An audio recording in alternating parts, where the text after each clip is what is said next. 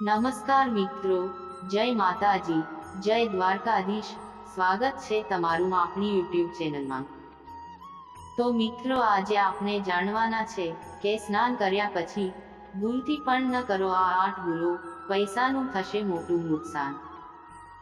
વાસ્તવિક વિજ્ઞાન અને શાસ્ત્રો આપણને જણાવે છે કે નીચે બતાવેલી ભૂલો, જેને આપણે જાણતા હોવા છતાં વારંવાર કરીએ છીએ, જેનાથી ધન સંબંધિત સમસ્યાઓનો સામનો કરવો પડે છે. આજે આ વિડીયોમાં અમે તમને જણાવીશું કે એવી કઈ વસ્તુઓ છે જે આપણે સ્નાન કર્યા પછી ભૂલથી પણ ન કરવી જોઈએ, અને બાથરૂમમાં સ્નાન કર્યા પછી આપણે કઈ વસ્તુઓનું ખાસ ધ્યાન રાખવું જોઈએ. તે જાણીએ તે પહેલા, હે લક્ષ્મી માતા, આપને હાથ જોડીને પ્રાર્થના કરું છું કે જે આ વિડીયોને એક લાઈક કરશે અને ચેનલને સબસ્ક્રાઇબ કરશે, તેમના જીવનમાં ક્યારેય કોઈ દુઃખ કે પીડા કે ધન સંબંધિત સમસ્યા ન આવવા દો. વિડીયો ખૂબ જ મહત્વપૂર્ણ રહેવાનો છે, એટલા માટે વિડીયોને છેલ્લે સુધી જોતા રહેજો. નંબર 1, બાથરૂમને આ રીતે રાખવાથી વાસ્તુ દોષ આવે છે. વાસ્તુશાસ્ત્રમાં ઘરની દિશાઓ જ નહીં, પરંતુ આપણે રોજિંદા દિનચર્યા સાથે જોડાયેલી વસ્તુઓને પણ ખાસ મહત્વ આપવામાં આવે છે. ઘણીવાર એવું જોવા મળે છે કે લોકો સ્નાન કર્યા પછી બાથરૂમને ગંદુ કરીને બહાર ચાલ્યા આવે છે. વાસ્તુશાસ્ત્રમાં આદતને ખૂબ જ ખરાબ માનવામાં આવે છે. આટલું જ નહીં, આપણામાંથી ઘણા લોકો સ્નાન કરતી વખતે અન્ય ભૂલ પણ કરે છે, જે વાસ્તુશાસ્ત્ર અનુસાર ખૂબ જ દોષપૂર્ણ માનવામાં આવે છે. ચાલો તમને એવી 5 ભૂલો વિશે જણાવીએ જે તમારે ન કરવી જોઈએ. નંબર 2, બાથરૂમમાં ગંદુ પાણી ન રાખો. ઘણા લોકો સ્નાન કર્યા પછી બાથરૂમમાં સાબુનું ગંદુ પાણી હોય તો તેમ જ છોડીને બહાર આવે છે. આ આદત તમને કંગાળ બનાવી દેશે.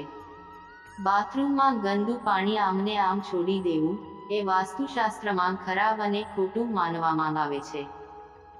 તેમજ જ્યોતિષમાં કહેવાયું છે કે આ તમારી આદતને કારણે રાહુ અને કેતુ તમારાથી નારાજ થાય છે.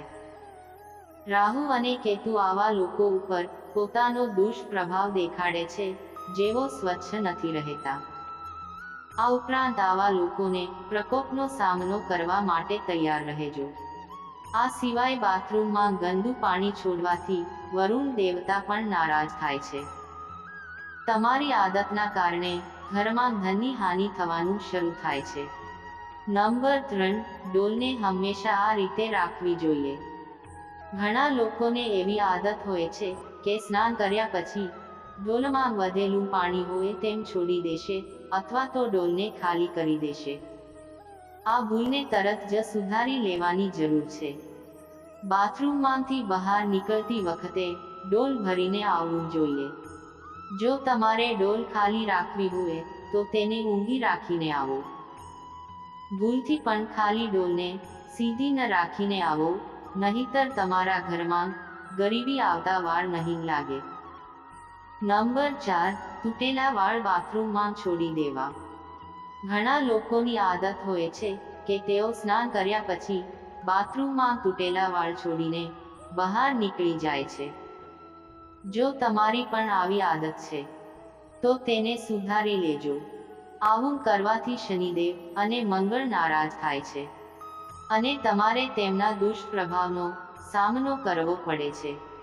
આવું કરવાથી ઘરમાં નકારાત્મક વધે છે, તમારા કાર્યમાં બાધાઓ આવવા લાગે છે અને કરિયરમાં પણ તમારે સંઘર્ષનો સામનો કરવો પડે છે. નંબર 5, ભીના કપડાં ન છોડો. ઘણા લોકોને કપડાં પહેરીને નાહવાની આદત હોય છે અને સ્નાન કર્યા પછી તેઓ પોતાના ભીના કપડાં બાથરૂમમાં છોડી દે છે. જો તમે પણ આવું કરો છો તો આ આદતને સંપૂર્ણપણે છોડી દો. જો તમે આવું કરશો તો સૂર્યદેવ તમારાથી નારાજ થશે અને પછી તમારા જીવનમાં માન અને કીર્તિનો અભાવ આવશે.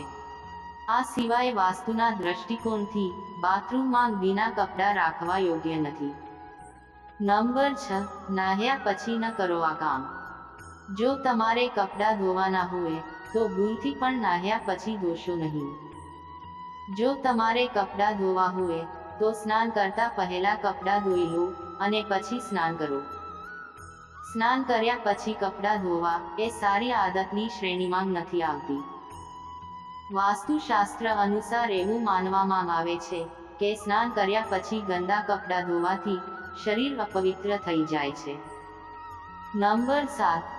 સ્નાન કર્યા પછી નળને સારી રીતે બંધ કરો, કારણ કે વહેતા પાણીથી વાસ્તુ દોષ ઉત્પન્ન થાય છે. આનાથી પાણીનો બગાડ તો થાય જ છે, પરંતુ સાથે ધન અને સન્માનની પણ હાનિ થાય છે. આ વાતનું પણ ધ્યાન રાખો કે બાથરૂમમાં રાખેલી વસ્તુઓને જ્યાં ત્યાં વિખેરાયેલી ન રાખવી જોઈએ, પરંતુ વ્યવસ્થિત રીતે રાખવી જોઈએ. નંબર 8. બાથરૂમને ખુલ્લું ન રાખો.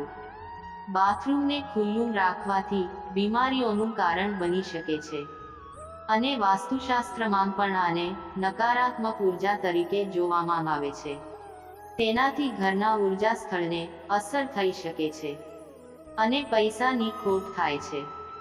બાથરૂમમાં ગંદકી, ભેજ અને વરાળનું સ્થાન હોય છે, તેથી ચેપ લાગવાની સંભાવના રહે છે. ખુલ્લા બાથરૂમમાં ચેપનું કારણ બને તેવા જંતુઓ ઘરમાં પ્રવેશી શકે છે અને સ્વાસ્થ્ય પર નકારાત્મક પ્રભાવ પાડી શકે છે, જેના કારણે તમારા પરિવારના સ્વાસ્થ્ય, મનોભાવ અને સમૃદ્ધિ પર નકારાત્મક પ્રભાવ પાડે છે. મિત્રો, જો આ વિડીયો તમને પસંદ આવ્યો હોય તો વિડીયોને એક લાઈક કરજો, ચેનલને સબસ્ક્રાઇબ કરજો અને બાજુમાં આપેલ બેલ આઇકોન પ્રેસ કરી ઓલ પર સિલેક્ટ કરી લેજો, જેથી તમને વિડીયો નોટિફિકેશન સૌથી પહેલા મળતી રહે. અને કોમેન્ટ બોક્સમાં જય માતાજી જરૂરથી લખજો. વિડીયોને છેલ્લે સુધી જોવા બદલ આભાર.